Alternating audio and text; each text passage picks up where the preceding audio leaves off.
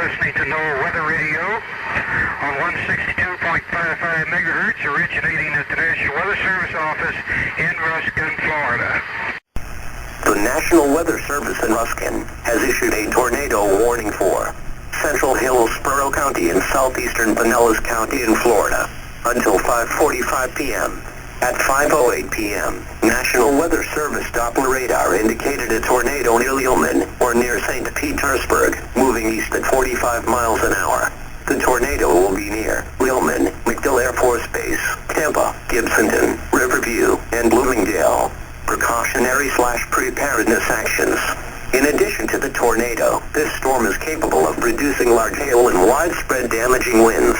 If you are in the path of the tornado, go to a small interior room in a strong and well-constructed building. Cars and mobile homes are not safe. If no shelter is available, lie flat in a ditch or culvert and cover your head with your hands. To report severe weather to the National Weather Service, please call 813-645-2323. A tornado watch remains in effect until 9 p.m. Tuesday evening for western Florida.